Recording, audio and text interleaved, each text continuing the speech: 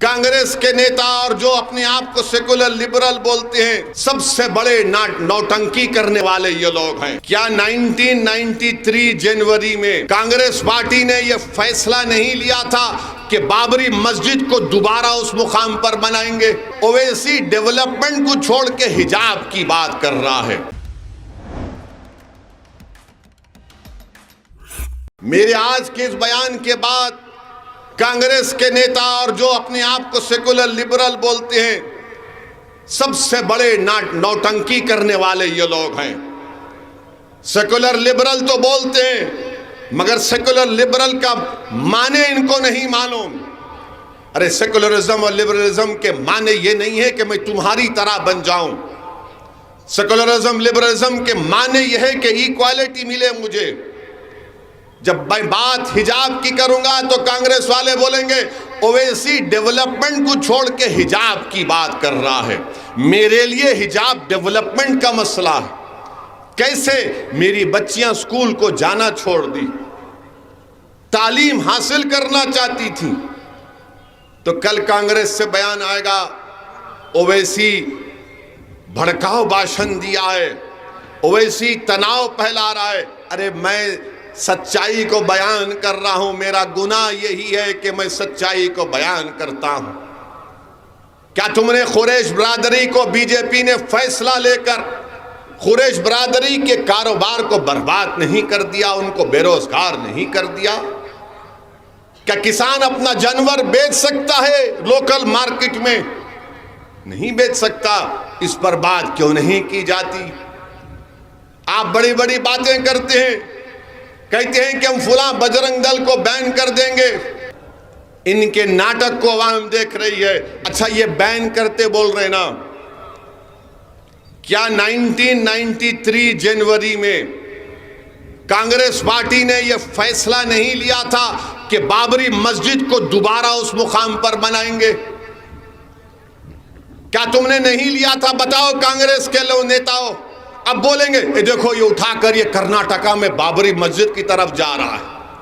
यानी आप बोल सकते बैन करेंगे, मगर बाबरी मस्जिद कैसे गई, कौन शहीद किया? बोलो। तुमने फैसला लिया था, तुम्हारी पार्टी ने कहा था कि बाबरी मस्जिद को बनाएंगे, तुमने बनाया। कोर्ट का फैसला आया तो तुमने कहा कि बहुत अच्छा है। बताओ 1993 जनवरी में तुमने नहीं कहा था ये बात? आज कह रहे हैं कि बैन लगाएंगे। मेरे अजीज दोस्तों और बुजुर्गों, इस देश में अगर आज दलित, आदिवासी, अल्पसंख्यक समाज का मुसलमान अगर परेशान है तो यकीनन बीजेपी, आरएसएस की आइडियोलॉजी की वजह से, मगर उसमें उतना ही रोल कांग्रेस पार्टी का भी है। उसमें उतना ही रोल कांग्रेस पार्टी का है। अगर आज आप समझ रहे हैं कि लोग जो बोल रहे हैं करेंगे, याद रखो, मजबूरी की हालत में वोट मत दो। मजबूरी की हालत में कांग्रेस को वोट मत दो। कल तक आप देते थे क्योंकि कोई मुतबादिल विकल्प नहीं था। आज आपके दरमियान में ओवैसी खड़े होकर आपसे भीख मांग रहा है कि मुझे वोट दो, मुझे कामयाब करो। आपको मजबूरी की हालत में वोट नहीं देना है। उम्मीद की बुनियाद पर मजलिस का साथ दो। बेखौफ होकर आप 10 मई के दिन दुर्गप्पा बिजावाड़ को वोट दीजिए। कांग्रेस ये समझती है कि कहां जाएंगे ये टोपी वाले, ये दाढ़ी वाले कहां जाएंगे हमको छोड़ के। अरे हम क्या तुम्हारे कैदी हैं? हम क्या तुमसे या मोदी से डरने वाले हैं कि हम तुमको ही वोट देंगे? अच्छा, मुझ पर इल्जाम लगाते हैं 2019 का लोकसभा का चुनाव मैं एक सीट नहीं लड़ा।